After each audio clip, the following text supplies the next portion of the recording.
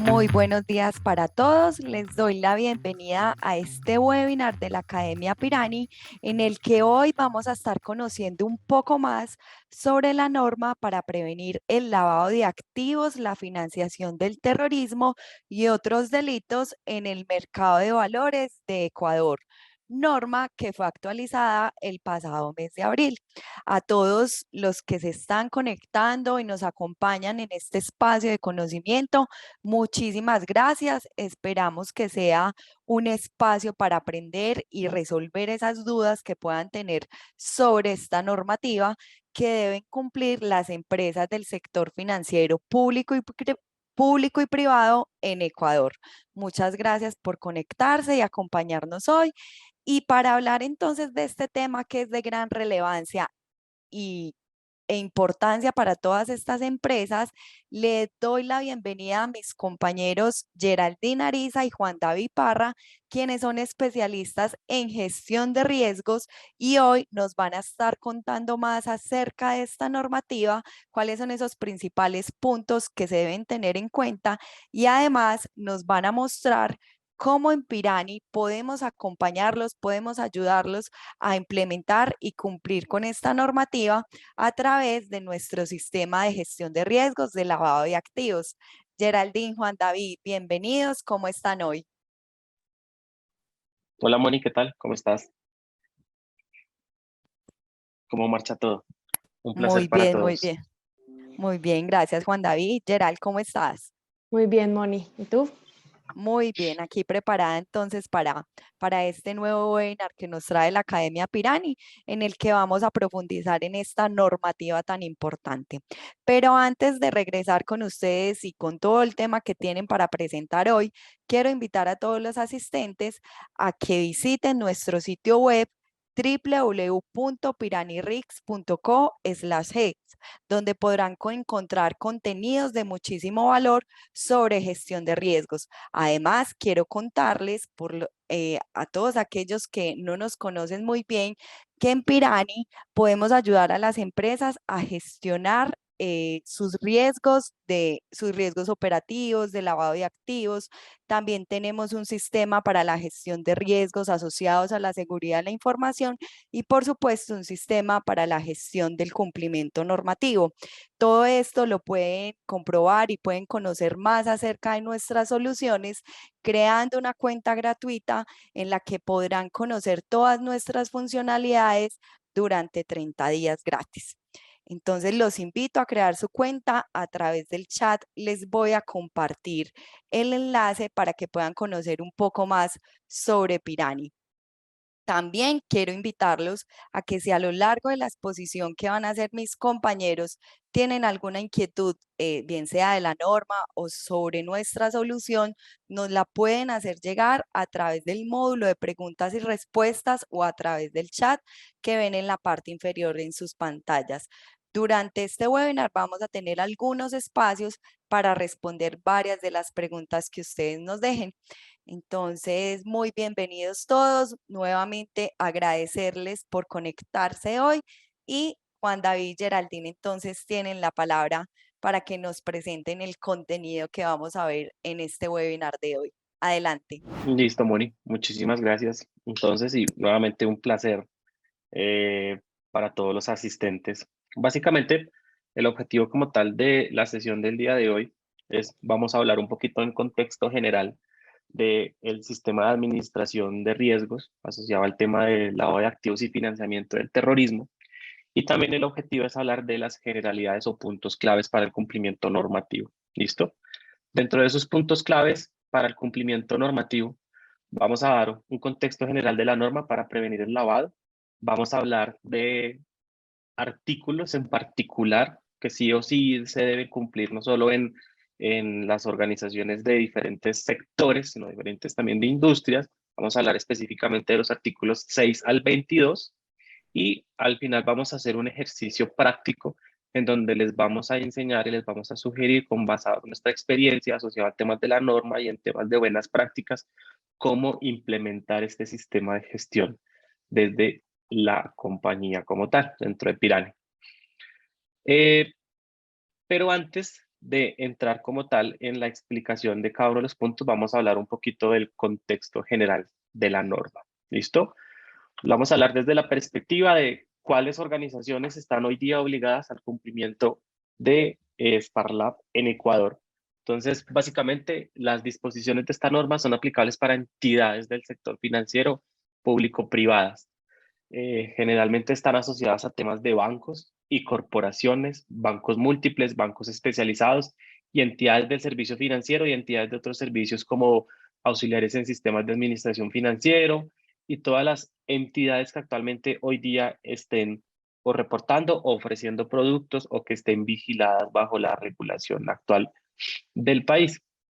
Adicional a eso, en el contexto general de la norma, para el efecto de la administración, o sea, es decir, para que nosotros efectivamente tengamos una adecuada gestión, debemos tener dentro de nuestra gestión documental un manual en donde hablemos del contexto general, donde establecemos las políticas para la gestión integral de la administración de riesgos en las entidades. Recordemos que más allá del cumplimiento de la norma es entender y trascender por qué nosotros hoy dentro de las normativas en cuanto a gestión de riesgos es entender el por qué las organizaciones deben hacer gestión de riesgos, por qué las organizaciones deben cumplir con una regulación y que más allá para dar el cumplimiento es que también las organizaciones entiendan cuáles van a ser los beneficios que el cumplimiento de esta normativa o de estas regulaciones va a traer para ellos. ¿Listo? Para trascender como tal este conocimiento. Y adicional a eso, tener en cuenta que para el cumplimiento normativo como tal, efectivamente ya existe un plazo de cumplimiento con ustedes. ¿Listo? Entonces, para que lo tengamos presentes, el cumplimiento del artículo 23, el plazo máximo era hasta el 31 de marzo del 2022, es decir, del presente año. 3 meses después, a partir de la fecha del 31 de marzo, entonces se debían cumplir los numerales 18, 25, 27 y 27 y demás. ¿Listo? Y 6 meses después, entonces teníamos que ir cumpliendo. O sea, básicamente el cumplimiento como tal de la normativa lo iban a hacer de forma progresiva para que al final de este año pudiésemos cumplir con la totalidad de la norma. ¿Listo? Para que lo tengamos supremamente presente. ¿Listo? Entonces, vamos efectivamente a explicar entonces los primeros artículos en donde vamos a hacer un ejercicio teórico práctico y vamos a explicar entonces el ejercicio genérico.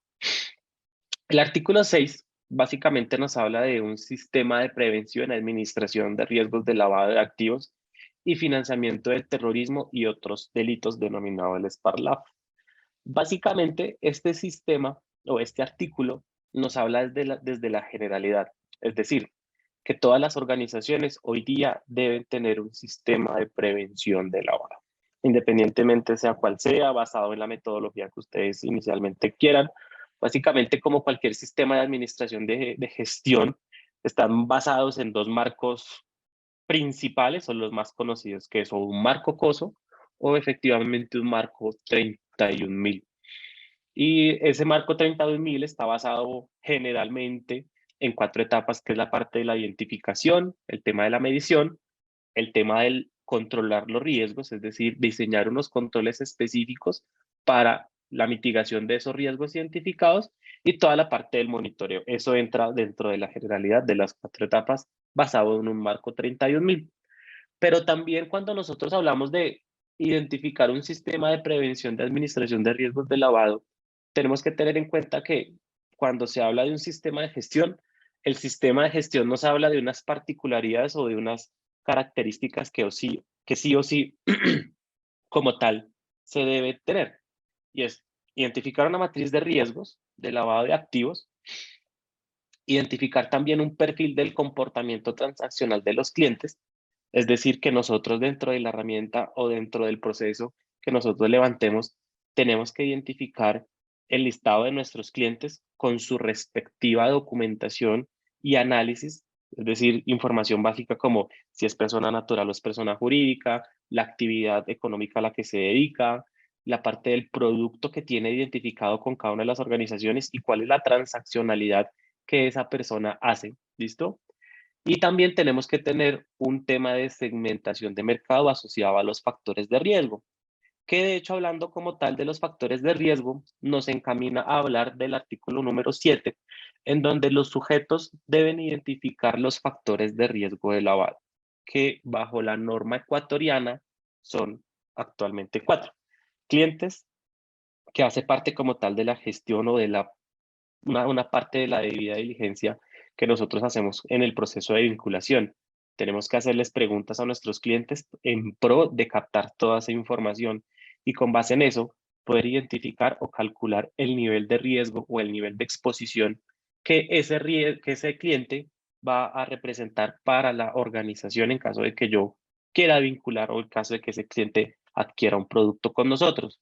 Entonces, en ese orden de ideas, yo tengo que identificar clientes, cuáles son los productos que cada una de las organizaciones hoy día ofrece a sus clientes. La parte de los canales, yo cuáles son cuáles yo como organización, cuáles son los canales que actualmente tengo habilitados para que mis clientes o puedan adquirir un producto, puede ser, no sé, una oficina, puede ser un canal digital, puede ser tal vez también hasta por un intermediario en caso de que las organizaciones no ofrezcan directamente sus productos, sino sea a través de un tercero.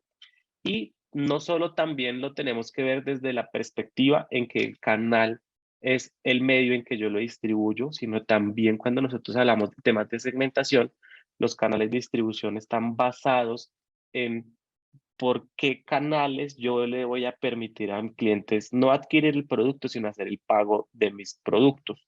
Entonces, si estamos hablando de una aseguradora, entonces mis clientes por dónde van a hacer las pólizas. Si estoy hablando entonces de un banco, entonces, ¿cómo voy a hacer que mis clientes actualmente hagan transacciones, ya sea débito o crédito? ¿Listo? Y adicional a eso, está el tema de las jurisdicciones y también tiene un componente muy similar a la parte del canal de distribución. Es decir, yo como organización, para mí en realidad, ¿qué me representa en términos de lavado de activos? Es decir, para mí es más importante identificar el lugar de apertura en el que el cliente efectivamente adquirió el producto o el lugar de donde está haciendo el pago o está haciendo la transacción. Entonces, digamos que al final las dos eh, etapas estarían bien siempre y cuando lo podamos sustentar y argumentar de una forma coherente. El artículo 8 nos habla de las etapas de la administración de gestión. Como les venía diciendo, básicamente es muy similar a una norma internacional. Hablemos particularmente de ISO 31000, en donde nosotros cumplimos básicamente con las más principales, porque la norma ISO 31000 habla de mucho contexto y es bastante extensa, pero básicamente lo más relevante de la norma es las 4 etapas y que se hagan en un ciclo o en un proceso repetitivo. Y es la parte de la identificación de riesgos, que generalmente es cuando las personas hacen un tema de una identificación de los riesgos basados en o en los procesos de la organización o en los productos que actualmente ofrecen al público. La medición de la probabilidad, que que esa etapa hace parte de la medición de los riesgos, en donde yo evalúo la parte del impacto y la frecuencia para saber cuál es la exposición inherente de esos riesgos. Punto número 3, yo diseño unos controles para calcular el perfil de riesgo residual, es decir, qué mecanismos yo estoy implementando dentro de mi organización para que esos riesgos no se lleguen a materializar. Y aparte de eso, yo tengo que monitorearlos en el tiempo. No basta en que yo haga un ejercicio al año de una identificación de riesgos, sino que los riesgos, recuerden que a medida que vaya pasando el tiempo, su exposición inherente va a cambiar. No es lo mismo, por ejemplo, un riesgo de fraude eh, a principios de año a, no sé, un riesgo de fraude en temporada de elecciones. O sea, van a haber muchos factores, tanto internos como externos, que van a permitir que la variación de la exposición del riesgo cambie. Entonces, por eso es que es importante cumplir el ciclo completo del tema de monitoreo. Y también dentro de la parte del monitoreo, y pasan muchas organizaciones, que en esa etapa en particular se identifican riesgos nuevos, que en su momento, en su etapa de identificación inicial, no se tenía dentro del radar o no se tenía el contexto completo del proceso y por ende efectivamente se identifican riesgos y eso también está bien y eso es aparte del tema de buenas prácticas basadas en gestión de riesgos. ¿Listo? Ahí digamos que ya abarcamos como tal numeral o artículo 9, 10, 11, 12 y 13, efectivamente cada uno asociado a cada una de las etapas. Y adicional a eso, entonces debemos tener en cuenta que más allá de generar un mapa de calor es entender por qué debemos tener una matriz de riesgos y cuáles van a ser esas características mínimas y regulatorias que un sistema de gestión basados en LAF o SPAR-LAF debe tener. Debemos también tener en cuenta que el objetivo como tal de un mapa de calor es identificar la exposición de riesgo de los riesgos identificados y como tal de la organización. ¿Listo? Al final un mapa de calor, ¿qué es lo que me determina? Y es qué tantos riesgos identificados están por fuera del apetito o están dentro del apetito de riesgos. ¿Listo? Entonces, paso número 1, los riesgos identificados junto a sus respectivas causas y el impacto de su materialización. Es decir, que los riesgos sí o sí tienen que tener una calificación en impacto y en frecuencia. Y en la frecuencia, recuerden que está evaluado el número de veces que ese riesgo se puede llegar a materializar en caso de que tengamos historia. Si no tenemos historia, podemos irnos a textos que básicamente nos dicen que podemos ir a organizaciones o industrias muy similares al nicho de mercado para tener eso como una referencia. Y el impacto, específicamente en términos de la habla de que nosotros la valoración del impacto lo tenemos que hacer a través de riesgos asociados. Y los riesgos asociados básicamente es tener una serie de criterios para llegar a un impacto consolidado. Que los riesgos asociados están basados como tal en términos legales, términos reputacionales, de contagio o en términos económicos. ¿Qué es lo que queremos también a través de la norma y a través del cumplimiento de los riesgos asociados? Y es disminuir la subjetividad del riesgo. ¿Listo? Si nosotros dentro de la medición del riesgo logramos disminuir la subjetividad del riesgo, la metodología basada en riesgos va a tomar mucha más fuerza. Y va a ser también mucho más sencillo poder justificar ante un ente de control o una auditoría que ustedes en realidad sí tienen un mecanismo de medición y de valoración de riesgos basado en un histórico o basado en el apetito de riesgo de la organización, no simplemente porque la metodología se definió en algún momento así. ¿Listo? Y la parte de los controles que mitigan como tal cada uno de estos riesgos. ¿Listo? Entonces, nosotros básicamente los controles o el objetivo como tal de los controles, más allá de calificar el perfil de riesgo residual, es buscar la integralidad asociada a paso número 1, yo como líder de proceso o como defensor de mi metodología basado en LAF o SPAR-LAF, ¿cómo los diseño? ¿Cómo yo los diseño de una forma que en caso de que el riesgo se me llegue a materializar, el riesgo no impacte tanto o no impacte en la continuidad de negocios? Recordemos que en temas de LAF, la tolerancia de los riesgos tiende a ser cero. Un riesgo, una materialización de un riesgo puede dejar en bancarrota absoluta como tal la compañía. Y adicional a eso, otra parte del monitoreo, porque eso también es un error muy frecuente que cometen las organizaciones, es pensar que la etapa de monitoreo solo está basada en la calificación inherente de los riesgos.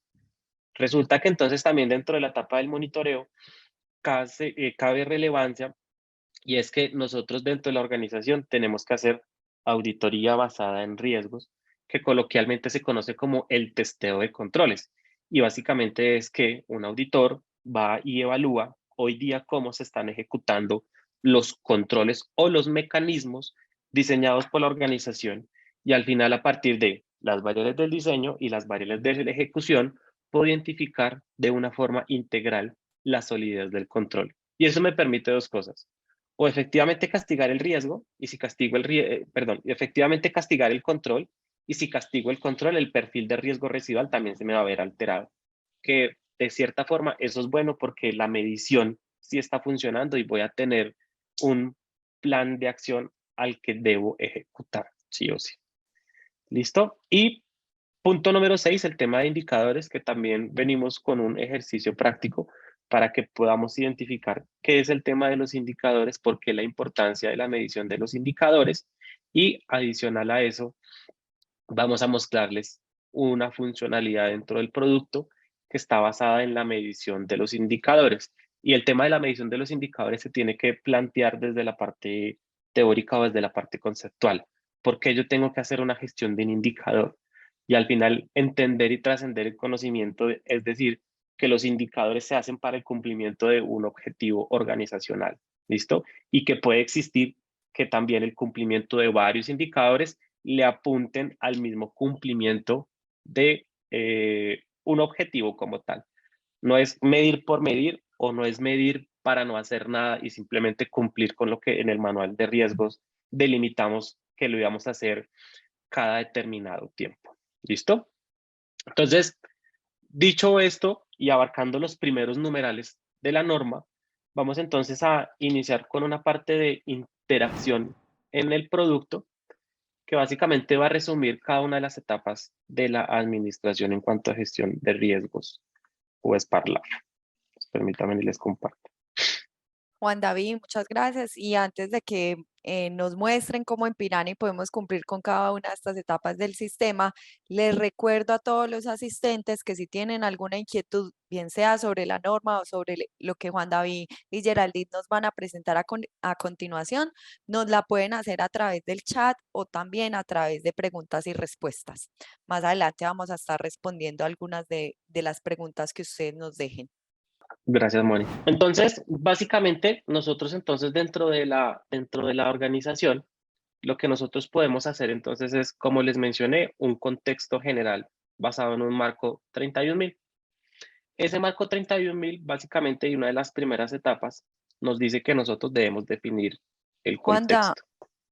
Cuando nosotros entonces definimos el contexto de la organización, básicamente entonces nosotros identificamos tres niveles generalmente. La identificación de el macroproceso y adicional a eso entonces identificamos cuáles son esos procesos que dependen del macroproceso y los subprocesos o las actividades como lo conocen muchas organizaciones. Y dentro de la identificación o la gestión documental asociada a cada uno de esos procesos, nosotros hoy día dentro de la herramienta podemos identificar información clave que me permita, por ejemplo, generar diferentes tipos de reportes dentro del sistema que ya más adelante lo vamos a ver. Campos básicos como la identificación a partir de un nombre, el tipo, identificar si es estratégico o misional de apoyo, y adicional es una parte de la categoría asociada si es macroproceso, proceso, subproceso o procedimiento. ¿Listo? Y la herramienta me permite poder crear diferentes tipos de campos para mejorar la gestión documental o la gestión que yo vaya a hacer a partir de esos campos identificados. Y efectivamente, normalmente cuando nosotros hacemos un tema de identificación de procesos, estamos levantando un proceso, se crea como tal una ficha técnica y acá nosotros podemos adjuntar como tal ese soporte o esa evidencia de que efectivamente sí existe. A mano izquierda vamos a encontrar la parte de las relaciones o las asociaciones, es decir, que si yo ya tengo previamente los riesgos creados, yo puedo identificar cuáles son los riesgos y en caso de que no, entonces ya eso es un paso número 2 en donde yo primero creo los procesos, paso número 2, hago la identificación de los riesgos y empiezo a hacer la respectiva asociación, porque cuando yo hablo del tema de la asociación me permite a mí evaluar la información desde la integralidad. Y eso también es algo muy frecuente que cometen las organizaciones. Crean los procesos, crean los riesgos, pero no hacen las respectivas asociaciones. Y eso es donde tal vez un ente de control puede identificar que no se está haciendo o no se está cumpliendo con las etapas de un marco 31.000. ¿Listo? Una parte interesante es que nosotros hoy día dentro de la herramienta tenemos unas funcionalidades para el tema de continuidad de negocio. Básicamente, hoy día nosotros estamos identificando el tiempo máximo de tolerancia a interrupción, es decir, poder identificar cuáles son esos procesos críticos de la organización. Y de hecho, no sé si ustedes lo notaron, pero aquí en la parte de la identificación de los riesgos, hoy día ya puedo identificar cuáles son esos riesgos claves, cuáles son esos riesgos en donde el foco en cuanto a gestión de riesgos debe estar allí y tener por lo menos una marca para tenerlos clasificados o tipificados de alguna forma. Y a partir de esto, poder identificar cuáles son los cuáles son los procesos que efectivamente su indisponibilidad me va a tener a mí repercusiones. Y esas repercusiones, como su nombre lo dice, es el tiempo máximo de tolerancia a interrupción. Es decir, que si un tiempo adecuado es de 0 a 4 horas, me va a corresponder a un porcentaje del 100%. Básicamente aquí lo que yo estoy diciendo es que con base en un rango de tiempo, yo voy a evaluar la criticidad de ese proceso dentro de la organización. Entonces, a medida que yo vaya seleccionando aquí en la parte superior derecha, el sistema lo va a ir calculando de forma automática. Entonces, nosotros lo podemos hacer hoy día dentro del MTPD y adicional a eso poder identificar cuáles son las actividades críticas que se ejecutan dentro de ese proceso. Afectación al cliente externo, incumplimiento normativo, afectación de imagen reputacional, afectación al cliente interno, afectación a la rentabilidad o ingresos. Y a medida que ustedes vayan seleccionando como tal los criterios, el sistema va a ir calculando como tal esa criticidad en los procesos. ¿Qué cosas tenemos que tener en cuenta si queremos utilizar en algún momento un modelo de estos? Y es que no necesariamente todos los procesos o una indisponibilidad en los procesos me van a afectar la continuidad de negocio. Entonces, paso número 1, identificar esos procesos claves. Y ya después que tenga identificados esos procesos claves, le hago como tal la debida evaluación de la criticidad. Y ya si lo queremos ver desde una perspectiva un poco más avanzada, ya esto lo engranamos con la parte de la identificación del vía. ¿Listo? Paso número 2, ya después de que defina el contexto de la organización, hago el tema de la identificación de los riesgos, que como les venía explicando, básicamente lo que nosotros tenemos acá dentro del sistema es lo que la regulación exige. Una identificación del nombre para yo poder saber cuál es el riesgo, una identificación de impacto, pero el impacto yo lo voy a evaluar a través de algo normativo que se llama los riesgos asociados. Y esto que les estoy mostrando es una demo, pero el alcance que nosotros queremos mostrar en Pirani es que la herramienta puede parametrizarse de tal forma que si para ustedes, por ejemplo, el riesgo económico no impacta dentro de la definición de este riesgo, entonces simplemente lo pueden dejar en seleccionar y van a ir seleccionando los diferentes criterios y el sistema lo va a calcular de forma independiente. Al frente a mano derecha, y esto funciona muchísimo cuando nosotros estamos haciendo la parte de la identificación de los riesgos con el dueño de proceso, y una pregunta es clave y muy valedera es, muéstrame con base en lo que yo le dije que el riesgo quedaba calificado, cuál fue la ubicación de ese riesgo de una forma preliminar. Es decir, que no tengo que guardar cambios y no tengo que irme por allá a otro reporte súper especializado para ver en este momento el riesgo en dónde está ubicado. Entonces, digamos que estamos apalancados a partir de unas gráficas que me van a permitir tal vez que ese proceso de identificación de riesgo sea un poco más fácil. Punto número 2, identificar cuáles son los riesgos que afectan la continuidad de negocio. Y dentro de todos los formularios nosotros podemos hacer como tal la identificación de esos factores de riesgo que me permitan a mí identificar si ese riesgo afecta a clientes, canales, productos o jurisdicciones. Identificar los procesos que afectan o que se identificaron a partir del riesgo. Identificar un tema de causas y consecuencias. Eso también es basado en temas de buenas prácticas y al final lo que yo les decía, si nosotros podemos hacerlo desde la integralidad y tener todo ese contexto completo bien documentado, va a ser mucho más fácil poder argumentar, sustentar, porque identifique que ese riesgo sí puede afectar la continuidad de las organizaciones. La parte de la identificación de controles, yo puedo tener controles identificados para mitigación del impacto o de la frecuencia. Generalmente la gran mayoría de los controles están diseñados para la mitigación del impacto. Muy pocos me castigan la frecuencia en términos de la, pero también lo podemos hacer. Y algo clave, nosotros dentro de la herramienta también podemos identificar cuáles son esos controles que están mitigando ciertas causas o ciertas consecuencias. Entonces, aparte de que yo pueda hacer una identificación de causas y consecuencias asociadas al riesgo, también puedo identificar cuál es ese control que me está mitigando la causa o la consecuencia respectivamente. Como siempre lo hemos hablado, estamos basados como tal en el cumplimiento normativo. Entonces, nosotros hoy día también ya tenemos la parte de la identificación de los factores de riesgo. Los más usuales: clientes, canales, productos, jurisdicciones. Como nosotros digamos que estamos basados en la normativa de muchos países, esto es parametrizable dentro del producto. Entonces, si hoy día a ustedes les exigen 4 factores, lo pueden parametrizar de tal forma. En la normativa colombiana ya vamos en el 5.º factor, que es la parte de contrapartes. Ya estamos nosotros haciendo el tema de una debida identificación al tema de accionistas, proveedores, empleados, y hacer una identificación de riesgos a partir de ese factor nuevo que nos está exigiendo como tal en el mercado colombiano.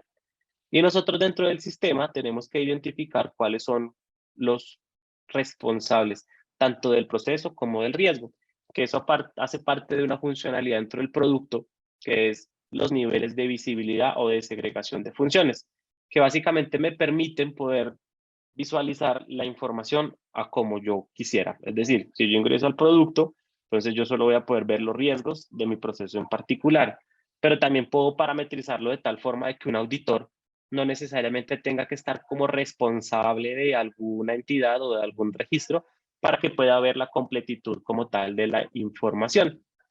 Y adicional a eso, algo que yo les decía al inicio, nosotros dentro de la herramienta podemos evaluar la integralidad de los controles. Uno, en la parte del dueño del proceso, cómo se imagina que esos riesgos van a ser eficientes o efectivos a partir de unas variables del diseño: tipo de control, tipo de ejecución, el tipo de frecuencia, si está documentado o no, que básicamente son como las variables más frecuentes o más usadas en temas de gestión de riesgos.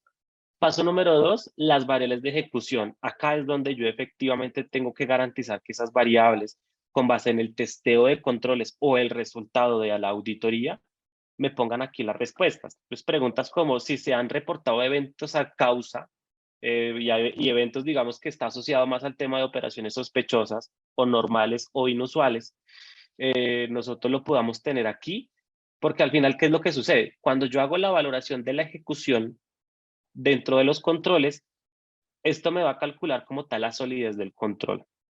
Y todos los controles que estén asociados a los riesgos puede que o beneficie o castigue el perfil de riesgo residual. Entonces ahí es donde todo entra dentro de un ciclo y en donde en realidad el tema del monitoreo no solo se debe pensar en tema de riesgos, sino también en tema de controles.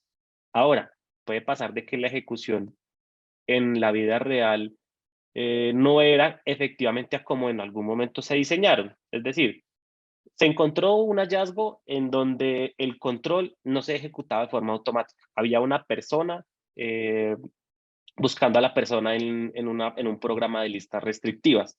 Es decir, que había una manualidad de la persona. Entonces, acá se tiene que castigar el control en su ejecución, más no en su diseño.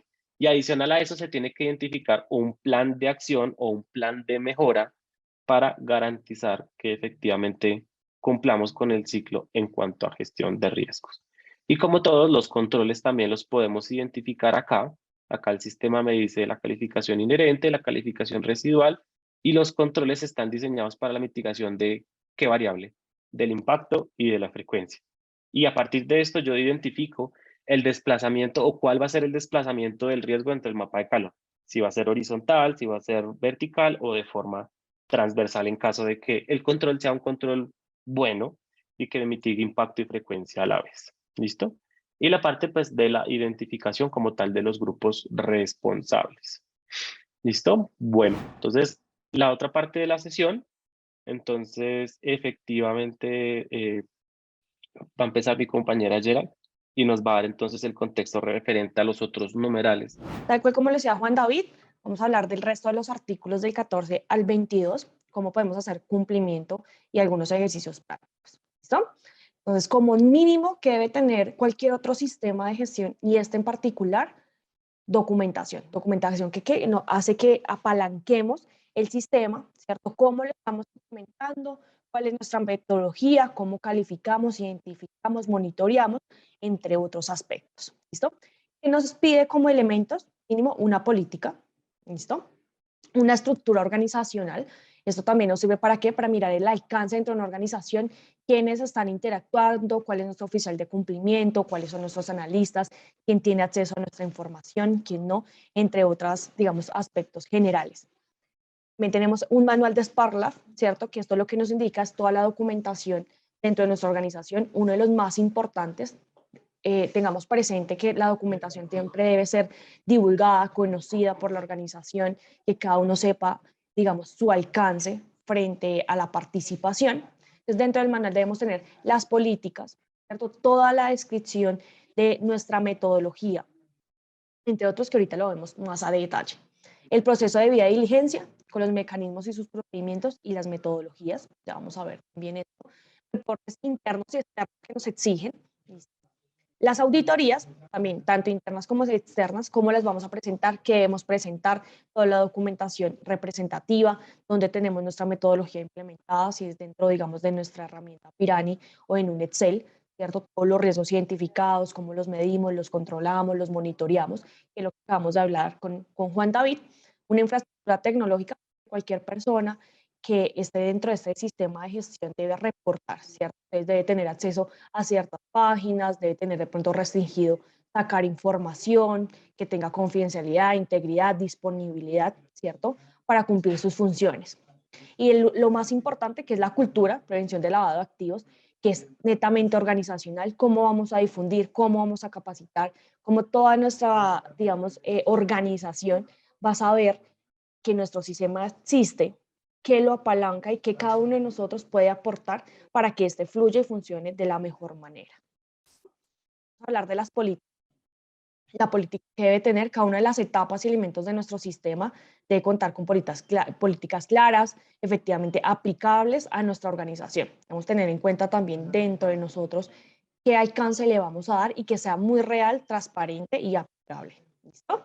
Entonces, la política la debemos construir, es uno de los elementos que nos piden dentro de nuestro sistema de lavado de activos, la debemos divulgar, debe estar disponible para toda nuestra organización, que todos la conozcan, ¿cierto? También debemos tener procedimientos que apalancan nuestro sistema de lavado de activos. Procedimientos deben tener sus objetivos, sus directrices, la descripción de paso a paso, cómo estamos haciendo, pues, digamos, este sistema de gestión con todas sus etapas. Debe ser claro, debe ser divulgado, toda la organización lo debe conocer.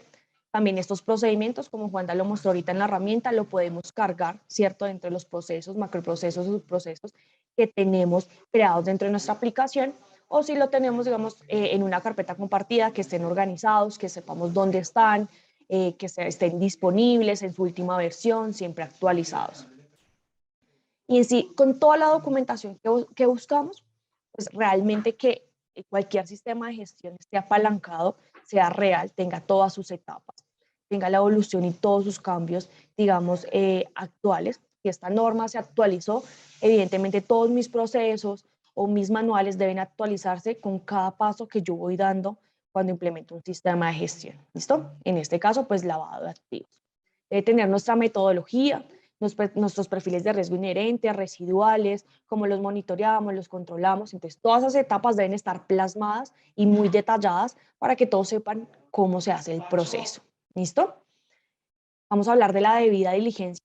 Las entidades deben adoptar mecanismos que les permita como mínimo efectuar un adecuado conocimiento del cliente. ¿Y qué buscamos en el conocimiento del cliente?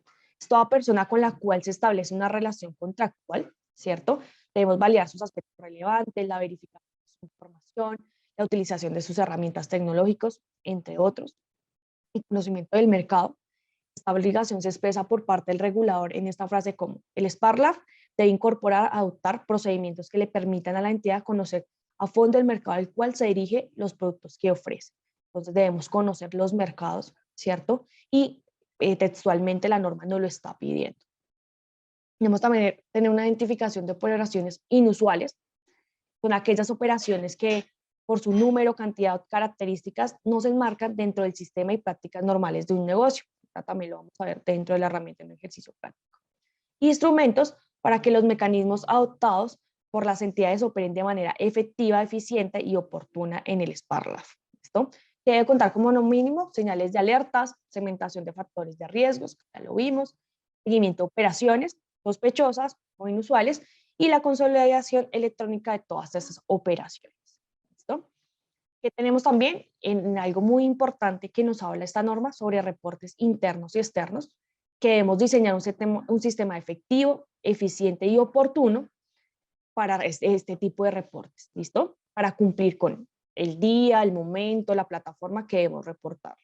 ¿Qué tenemos frente a reportes internos y qué nos está exigiendo esta norma? Las transacciones inusuales, injustificadas o sospechosas, ¿cierto? Que internamente hagamos todo un análisis, la investigación, y esto se ha escalado de pronto frente a lo que nombramos anteriormente, la responsabilidad de saber a quién le va a dar esta información, quién va a hacer el análisis o su investigación respectiva. También nos exige otro reporte, que es la etapa de monitoreo. Acá habla de que organizacionalmente debemos saber dónde está situado nuestro riesgo residual. Ahorita estos dos reportes los vamos a ver en la herramienta, cómo los podemos construir y extraer de allí, ¿vale? Y frente a reportes externos, que son, pues digamos, algo obligatorio, está el reporte de operaciones o transacciones económicas inusuales e injustificadas, es el ROI, el reporte de operaciones y transacciones individuales cuya cuantía sea igual o superior a $10,000, ya sea en cualquier moneda que lo podamos convertir, y el reporte de sus propias operaciones nacionales e internacionales que superen el umbral legal. ¿Listo? Debemos tener en cuenta que todos los reportes externos tienen una estructura, deben tener un cierto periodo pues, de reporte que debemos cumplir y debemos siempre estar, pues digamos, actualizándolos, ingresándolos a las plataformas respectivas, ¿cierto? O administrativas como lo es la UAFE. ¿Listo? Vamos a hacer un ejercicio práctico dentro de nuestra herramienta, desde Pirani. Entonces vamos a ir. Nosotros, aparte de los módulos que ya nos mencionó Juan David, tenemos un módulo que se llama reportes. ¿Listo? Y en este módulo de reportes vamos a ver el primer reporte que nos pide, que es el reporte interno, que es el perfil de riesgo organizacional. Aquí podemos ver el perfil de riesgo inherente y el residual. ¿Listo? Entonces, lo podemos descargar, podemos este reporte tenerlo pues, de manera rápida y oportuna en nuestra herramienta y pueden acceder a él en cualquier momento. ¿Listo? Podemos crear ya reportes personalizados dentro de la herramienta con la información que de pronto nosotros queramos validar y que sea para nosotros viable y, digamos, para la toma de decisiones. ¿Listo? Acá tenemos un ejemplo que es frente a un reporte de operaciones sospechosas, las operaciones inusuales y sospechosas y hacer un comparativo. ¿Listo? A través del tiempo, acá tenemos un filtro que es de 30 días. Nosotros podemos filtrar por diferentes, digamos, meses, segmentos que queramos validar, los días, semanas, una fecha en específico. Podemos cambiar de tipos de gráficos, ya sea lineal, de barras, ¿sí? Para poder hacer comparaciones. Estos tipos de gráficos también se pueden descargar y son aquellos reportes que nosotros tenemos ya de forma directa en la herramienta, solamente con alimentarla, tener todos nuestros procesos, riesgos, controles, operaciones, podemos crear este tipo de reportes internos. ¿Listo? Entonces la herramienta les facilita a ustedes crear estos reportes de forma directa, en línea y simplemente pues manteniendo actualizado nuestro sistema de gestión de lavado de activos. Ya podemos acá hacer comparaciones de dos entidades como son operaciones sospechosas. Entonces acá en el ejemplo queríamos comparar cuántas operaciones sospechosas pues están reportadas diarias frente a las inusuales y podemos empezar a hacer este tipo de gráficas hasta que creemos reportes periódicos o que para nosotros son funcionales para mostrarle, no sé, a una junta directiva, a una auditoría interna, a una auditoría externa y que sean válidos para la mejora continua del proceso. ¿Listo? Esto frente a reportes como tal. También tenemos el módulo de indicadores y que tenemos dentro del módulo de indicadores. Siempre que vamos a crear un indicador, podemos medirlo de dos maneras. Nosotros tenemos actualmente la implementación de un sistema de gestión, ¿cierto?, de lavado de activos. Entonces, es importante que yo mida sí mi sistema interno, como es lavado de activos, pero también todas sus etapas de implementación. Entonces, les voy a dar dos ejemplos. El primero, medir operaciones sospechosas. Ese es mi objetivo. Yo puedo crear uno o varios indicadores, ¿cierto?, que me ayuden a su cumplimiento. ¿Y qué tenemos para la creación de ese indicador? Un nombre que es convertibilidad de operaciones inusuales a sospechosas. Esto es lo que yo quiero medir.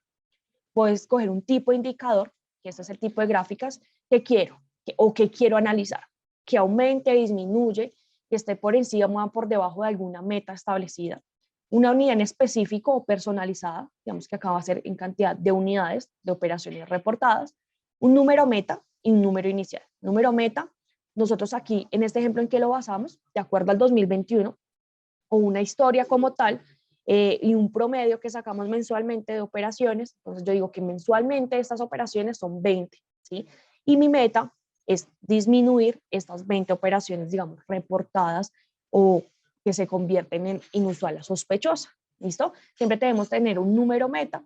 El número inicial, digamos que a partir de hoy lo vamos a medir y que va a ser 0. Y una periodicidad. Entonces puede ser semanal, bimensual, mensual, de acuerdo a como nosotros queramos medir nuestro indicador y alimentar. ¿Listo? Un responsable del indicador, una descripción de nuestro indicador y tenemos también actividades. Estas actividades, ¿para qué nos sirve crearlas? Para indicar si debo crear nuevas medidas. Voy a cambiar mi indicador, resulta que mi meta pues no fue real, este año su comportamiento fue totalmente diferente, entonces replanteo mi meta, ¿sí? O alguna actividad en conjunto al indicador porque no estoy cumpliendo mi meta, entonces quiero decir, no sé, el día de hoy voy a implementar una nueva actividad para el cumplimiento de la misma. ¿Listo? Tenemos también el módulo de asociaciones, tal cual como Juanda ya lo había mostrado, que es de procesos, entonces yo puedo indicar este indicador, valga la redundancia, a qué proceso hace parte. Un grupo de responsables, que también es para los niveles de visibilidad, como lo decía Juan David, para que puedan ver el indicador y su evolución respectiva. ¿Listo? De esta manera yo creo el indicador, como les decía, uno o varios, que me ayuden a medir mi operación sospechosa. Yo lo puedo ir actualizando simplemente con las cantidades. Yo indiqué que mi indicador semanalmente lo iba a medir, entonces digamos que no sé, este mes llevamos 5, podemos poner un comentario, entonces en el mes de agosto llevamos 5 operaciones sospechosas. ¿Sí? Le damos a actualizar y empezamos a ver cómo nuestro indicador empieza gradualmente a actualizarse, a mirar su cumplimiento y su avance respectivo. ¿Listo? Ingresamos pues a ver el detalle. Vemos gráficas comparativas desde mi meta, desde mi inicio hasta mi meta y cómo me voy comportando. Acá en la línea verde vamos. Gerald, qué pena, no te estamos escuchando bien.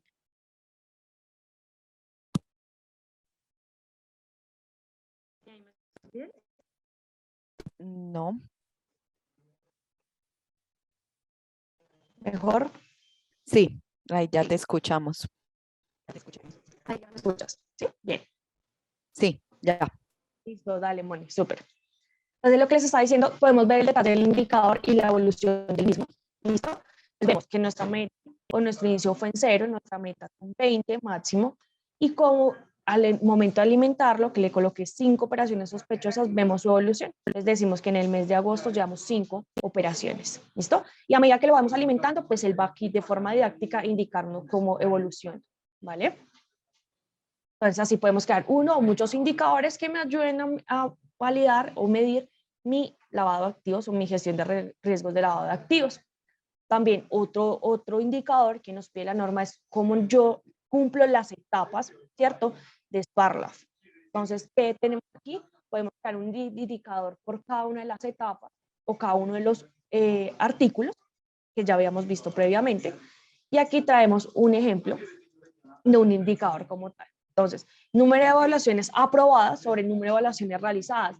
Tenemos que tener en cuenta que yo divulgo documentos, los publico, debo capacitar y eso todo debe ser medible. Entonces, yo puedo crear ciertos indicadores que me ayuden a velar por el cumplimiento del sistema que yo estoy implementando o actualizando.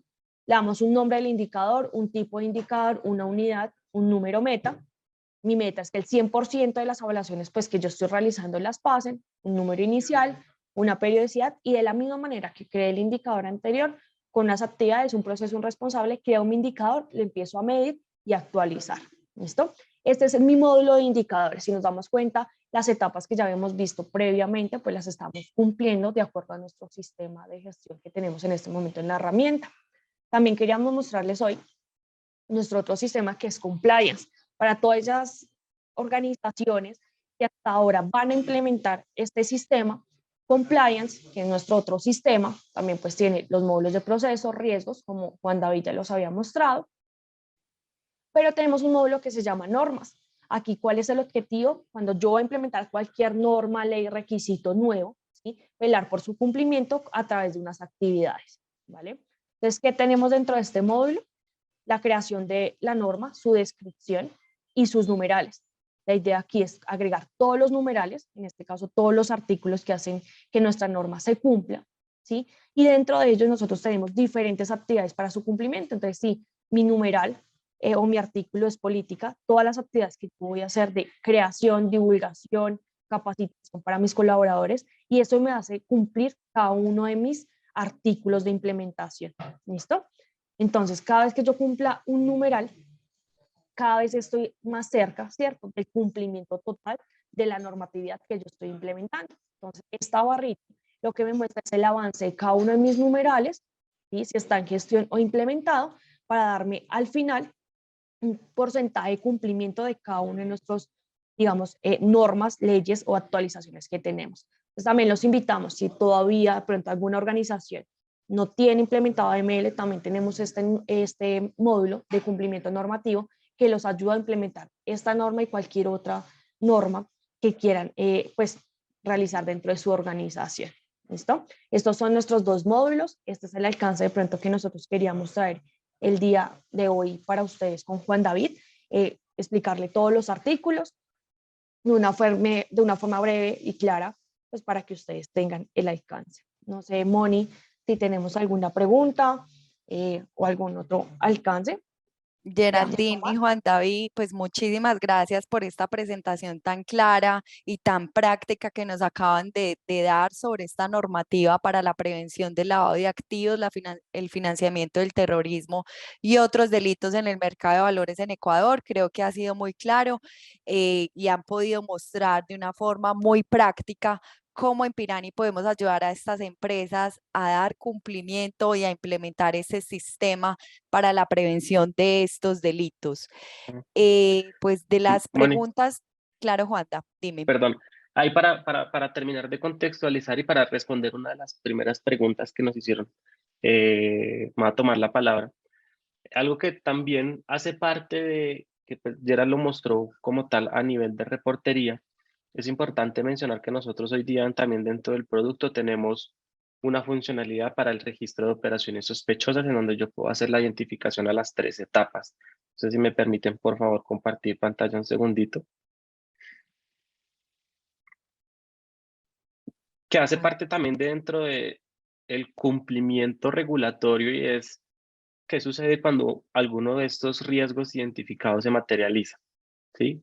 Y no solo asociado a términos de cuando un riesgo se materializa, sino efectivamente cuando se hace una transaccionalidad o se identifica que vincula a un cliente con un nivel de exposición de alto riesgo, y es poder identificar un mecanismo de tratamiento para llegar al tema de la actualización o el registro como tal de las operaciones sospechosas.